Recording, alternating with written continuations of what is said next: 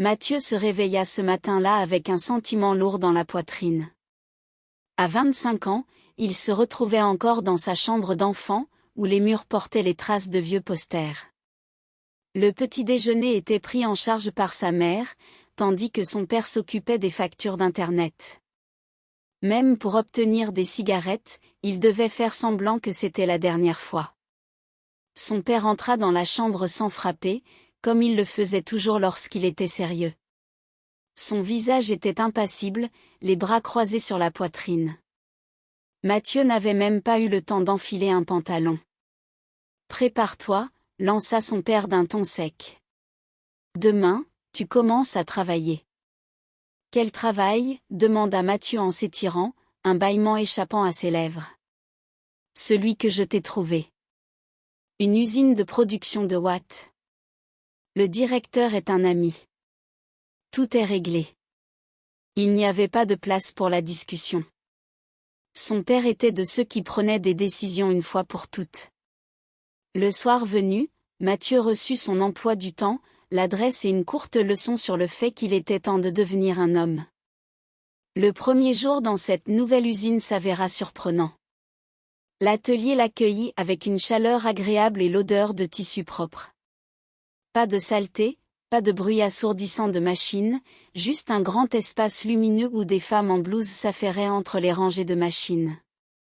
Les hommes étaient rares, à l'exception d'un vieux technicien qui semblait être là depuis longtemps. Mathieu scrutait les lieux, cherchant son chemin, lorsque soudain, une voix assurée l'interpella. « Alors, tu es le nouveau ?» Il se retourna pour faire face à une femme d'une quarantaine d'années, robuste, avec une coupe de cheveux courte, portant une blouse qui peinait à se fermer sur sa poitrine. Ses yeux sombres brillaient d'une énergie telle qu'il semblait que l'air autour d'elle vibrait. « Oui, je suis Mathieu », répondit-il en tendant la main. « Anne, ici je suis la responsable. » Elle lui serra la main fermement, comme un homme. « Ne t'inquiète pas, le travail est simple. L'essentiel, c'est de ne pas te laisser distraire et d'écouter ce qu'on te dit. » Mathieu hocha la tête, essayant de maintenir son regard dans le sien, mais ses yeux glissèrent malgré lui vers le bas. Anne le remarqua, esquissant un sourire, mais garda le silence. Elle le guida à travers l'atelier, lui montrant où se trouvaient les outils, comment fonctionnaient les machines, et qui était responsable de quoi. Sa voix était basse, légèrement rauque, celle qui reste en mémoire. Là-bas, c'est Marina, la responsable des stocks. Anne désigna une femme bien en chair, près d'une étagère au fond. Avec elle, tu t'entendras tout de suite ou tu te feras des ennemis. Il n'y a pas de milieu. Marina se retourna, comme si elle avait entendu son nom, et s'approcha d'eux avec une démarche décontractée et un léger sourire aux lèvres. « Oh, du sang frais !» s'exclama-t-elle, scrutant Mathieu de son regard perçant. « On va t'apprendre tout ce qu'il faut savoir. Et en plus, tu es jeune. Alors, dis-moi, tu connais la règle ? » « Quelle règle ?» demanda Mathieu prudemment. « Sans bouteille, tu ne feras pas partie de notre cercle. » Marina croisa les bras sur sa poitrine. « Prépare ton portefeuille. Ici, on est solidaire, mais les traditions, c'est sacré. » Mathieu se gratta la tête. Il avait peu d'argent, mais il ne voulait pas refuser. Il comprenait que s'il ne jouait pas le jeu maintenant, il resterait un étranger. « D'accord, » acquiesça-t-il. « Je ramènerai quelque chose demain. »« Voilà un bon garçon », approuva Marina en hochant la tête. « Donc, demain, après le travail, on organise un mini-banquet. Tu es le héros du jour. Et fais attention à nous, les femmes. » J'adore ça. Le lendemain, Mathieu arriva avec 2 bouteilles et des sachets de snacks. Dans un coin de l'atelier, où se trouvait une vieille table et quelques chaises, ils organisèrent rapidement une sorte de banquet. Les femmes apportèrent des gobelets en plastique et des assiettes. Quelqu'un sortit des petits gâteaux faits maison. Anne était assise à la tête de la table, Marina à ses côtés. Les autres se répartirent un peu partout. Mathieu prit place en face d'eux. Il remplit les gobelets, et Marina fut la première à lever le sien. À notre nouveau. Qu'il s'installe et qu'il ne s'enfuit pas après sa première semaine. Mathieu se tenait là, entouré de femmes qui l'accueillaient avec des rires et des sourires. Il avait pris une gorgée de vodka, sentant la chaleur brûlante descendre dans sa gorge. Il grignota un morceau de pain, essayant de cacher son dégoût. « Alors, d'où viens-tu, jeune homme » demanda une femme au regard vif, prénommée Lucie. « Pas très loin, en fait. »« Mon père m'a trouvé ce travail » répondit Mathieu, un peu gêné. « Ah, donc tu es là grâce aux relations de papa » lança Marina avec un sourire malicieux, sans méchanceté.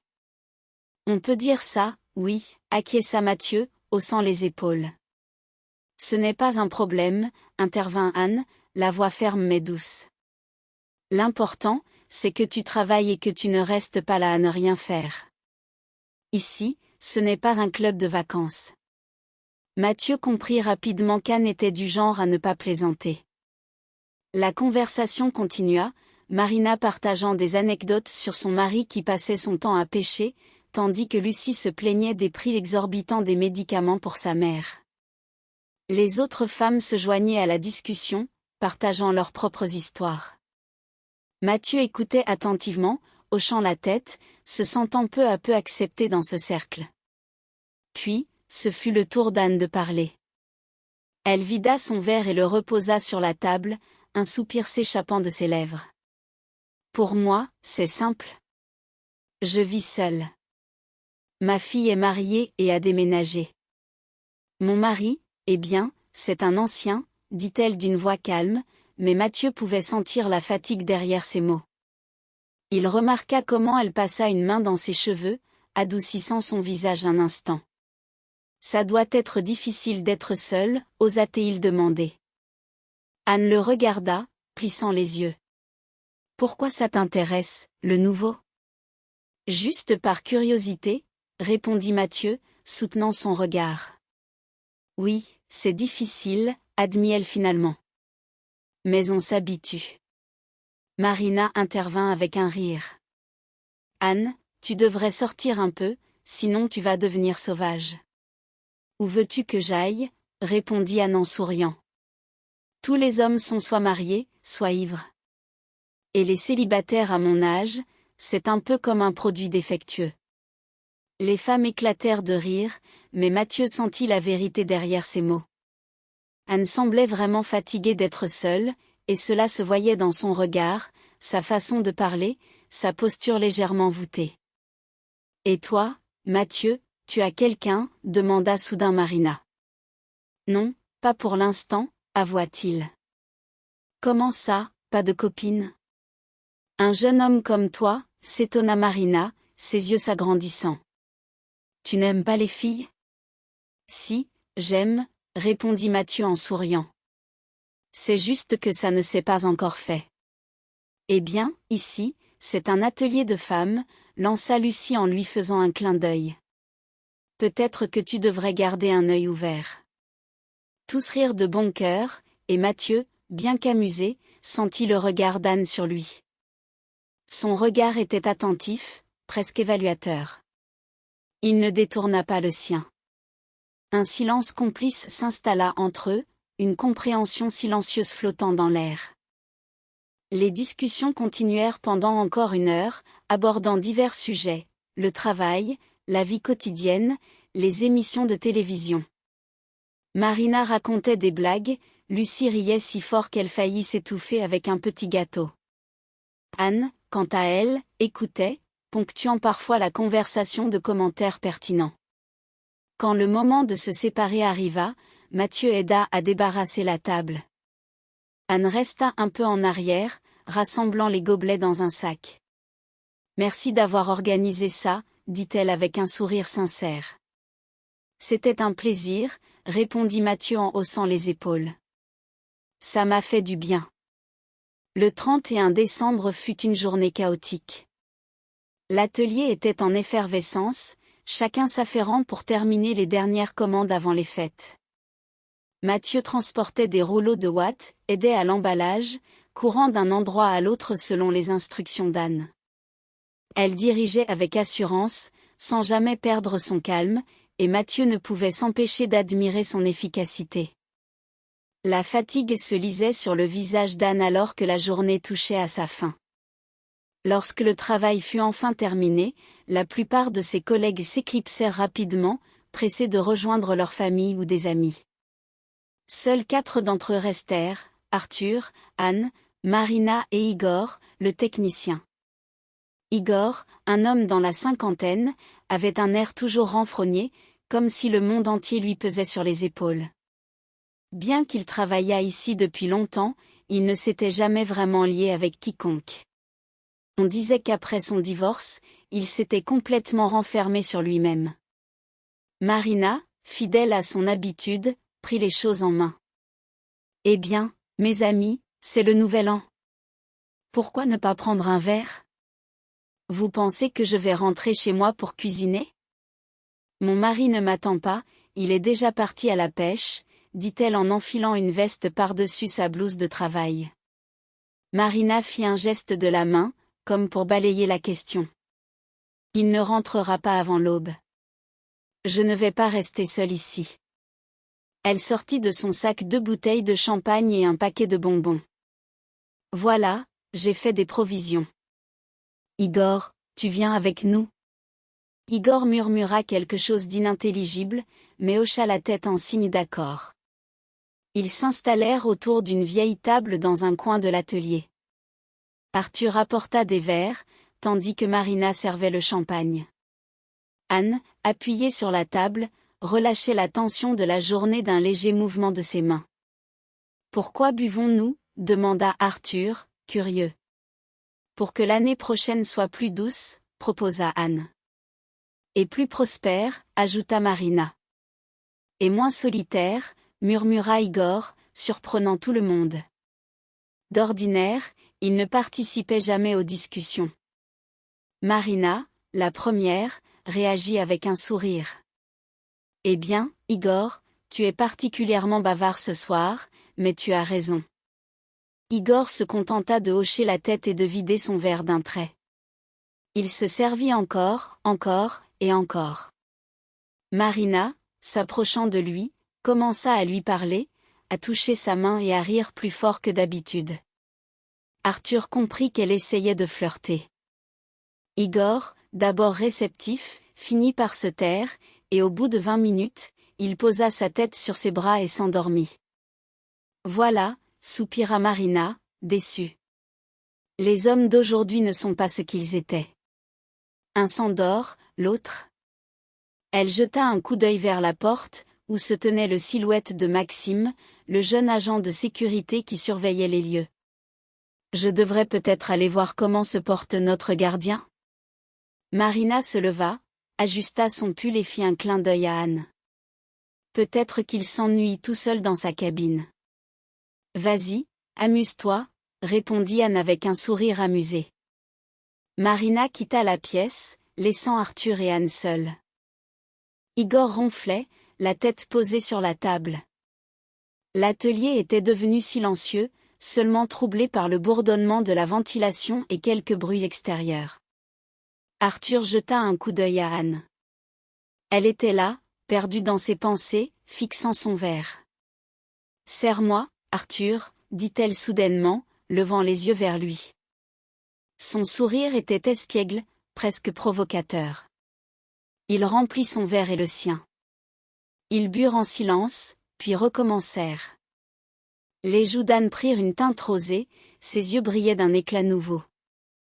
Elle s'affaissa sur son siège, déboutonnant la première boutonnière de son pull. « J'ai chaud, expliqua-t-elle. Arthur acquiesça, essayant de ne pas regarder là où il aurait voulu. Mais Anne remarqua son regard, comme elle le faisait toujours. « Pourquoi es-tu si silencieux ? demanda-t-elle. Ou est-ce que ma compagnie t'ennuie ? Non, pas du tout, répondit rapidement Arthur. Je réfléchissais à diverses choses. À la vie. Anne éclata de rire, un son doux et profond. Tu es encore trop jeune pour penser à la vie. Elle se pencha vers la bouteille, se servit à nouveau, mais Arthur lui prit le poignet. Peut-être que ça suffit? Anne observa ses doigts entourant son poignet, puis leva les yeux vers lui. Tu t'inquiètes pour moi, demanda-t-elle, un sourire tendre sur les lèvres. Je ne veux simplement pas que tu te sentes mal. Elle lui sourit avec douceur. Tu es un bon gars, Arthur. Dommage que les hommes de mon âge. Anne observait Arthur avec une intensité qui le déstabilisait. Quels hommes? Demanda-t-il prudemment, brisant le silence. Tous, répondit-elle en désignant Igor du regard, endormi sur la table, ou alors ils ne pensent qu'à eux-mêmes. Ils croient qu'une femme doit tout comprendre, tout pardonner, tout endurer. Et ce qu'elle veut, ça n'intéresse personne. Peut-être que moi aussi, j'ai envie de quelque chose de sauvage. Elle marqua une pause, ses yeux scrutant le visage d'Arthur, puis relâcha son poignet pour poser sa main sur son épaule. La chaleur de sa paume était palpable, presque brûlante à travers la chemise d'Arthur. Tu sais, Arthur, commença-t-elle lentement, parfois, j'aimerais que quelqu'un me regarde vraiment, pas comme une patronne, ni comme une ex-femme, ni comme une mère. Mais comme une femme. Sa voix était devenue un murmure, et Arthur sentit l'air entre eux se charger d'une tension palpable. Je te vois, dit-il, je vois la femme que tu es. Anne sourit, et dans ce sourire, il y avait une multitude d'émotions, de la fatigue, de la gratitude, et quelque chose de profondément enfoui qui refaisait surface. Elle se leva, se rapprochant de lui, son hanche frôlant son épaule. Allons-y, proposa-t-elle. Où ça? Demanda-t-il, intrigué. Dans la réserve. C'est plus calme là-bas, et Igor ne nous entendra pas s'il se réveille. Arthur se leva, son cœur battant la chamade.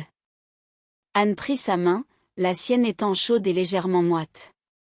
Elle avançait avec assurance, bien que l'alcool ait clairement fait son effet. La réserve était une petite pièce derrière l'atelier principal, remplie d'étagères chargées de rouleaux de tissu, de boîtes et d'outils, l'odeur de poussière et de produits chimiques flottant dans l'air. Anne ferma la porte derrière eux et se tourna vers lui. Sous la lumière tamisée de l'unique ampoule, son visage semblait plus jeune. Elle le regardait d'en bas, Arthur étant plus grand. « Tu as peur? Demanda-t-elle. « De quoi? » « Je ne sais pas. »« De tout. » Anne éclata de rire, un son doux mais légèrement rauque. « Moi aussi, j'ai peur. »« Mais tu sais quoi?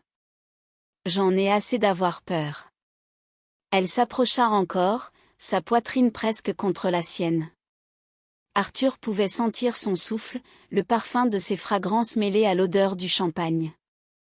Il s'inclina, ses lèvres effleurant sa nuque. Anne poussa un soupir, ses doigts s'accrochant à sa chemise. Il l'embrassait lentement, prudemment, observant chaque réaction. Elle inclina la tête en arrière, offrant sa peau à ses baisers. « Arthur, murmura-t-elle, ne t'arrête pas. » Ses mains glissèrent plus haut, ressentant la chaleur de son corps à travers le tissu léger de son pull. Anne se pressa contre lui, sa respiration s'accélérant. La réserve était étroite, mais cela leur importait peu. Les rouleaux de tissu servaient de soutien, les étagères craquant sous leur poids. Anne commença à déboutonner sa chemise, ses doigts tremblants. Arthur ouvrit les boutons de son pull, découvrant ce qu'il avait longtemps remarqué mais n'avait jamais osé imaginer. Elle était forte, mais à cet instant, elle semblait incroyablement vulnérable. Le temps semblait s'arrêter, ne laissant que leur respiration, leurs mouvements, leur désir l'un pour l'autre. Quand tout fut terminé, Anne se blottit contre lui. Ses cheveux chatouillaient son menton, et ils restèrent là, enlacés, dans un silence apaisant. Les mots n'étaient pas nécessaires. Puis, elle se détacha, réajustant ses vêtements, le regardant intensément. « Merci. »« Pourquoi ?» demanda-t-il, confus. « Pour m'avoir vu, pour ne pas avoir eu peur. » Ils sortirent de la réserve séparément. Igor dormait toujours, et Marina n'était pas là, probablement retenue par Maxime. Anne rassembla ses affaires, hocha la tête à Arthur et s'en alla la première. Il resta seul dans l'atelier, la regardant s'éloigner, conscient que ce n'était que le début. Dans la réserve où elle avait conduit Arthur, entre les étagères de rouleaux de ouate, se trouvait un vieux matelas. Apparemment, un des employés l'avait apporté ici pour se reposer pendant la pause déjeuner. Le matelas était recouvert d'un drap propre, légèrement froissé, mais tout à fait acceptable. Anne s'arrêta, observant l'improvisé lit et éclata de rire, un rire léger mais rauque. Tu vois, même le destin s'en est mêlé. Nous allons vérifier la qualité de notre production. Arthur ne comprit pas tout de suite ce qu'elle voulait dire. Elle se tourna vers lui, des étincelles dans les yeux. Tu sais bien qu'un bon travailleur doit s'assurer personnellement de la qualité de ce qu'il produit. Il ouvrit la bouche pour répondre, mais elle ne lui laissa pas le temps. Elle s'approcha, attrapa le col de sa chemise et l'attira à elle. Ses lèvres rencontrèrent les siennes, douces et insistantes, avec un goût de champagne et quelque chose d'indéfinissable. Peut-être de la détermination, peut-être du désespoir, ou simplement du désir. Arthur l'enlaça par la taille, la pressant contre lui. Elle répondit à son étreinte, ses mains glissant sur son dos, ses doigts s'enfonçant dans le tissu. Quand ils sortirent de la réserve, Igor était déjà réveillé, assis et se frottant le visage avec les mains. À côté de lui se tenait Marina, un sac de clémentines à la main. Elle venait visiblement de revenir de chez Maxime. « Oh, vous voilà » lança Marina, les regardant avec un air suspicieux. « Que faisiez-vous ici » Anne sourit calmement. « On a juste aéré. » « Il faisait chaud » ajouta-t-elle. Marina plissa les yeux. « Anne, ta rouge à lèvres est étalée. » Anne sortit tranquillement un mouchoir et s'essuya les lèvres. « Merci de l'avoir remarqué. » Marina laissa échapper un petit rire, mais ne poursuivit pas Igor, quant à lui, n'avait toujours rien compris, encore engourdi par son sommeil. « On peut manger des clémentines » proposa Marina, déversant les fruits sur la table. C'est le nouvel an, après tout.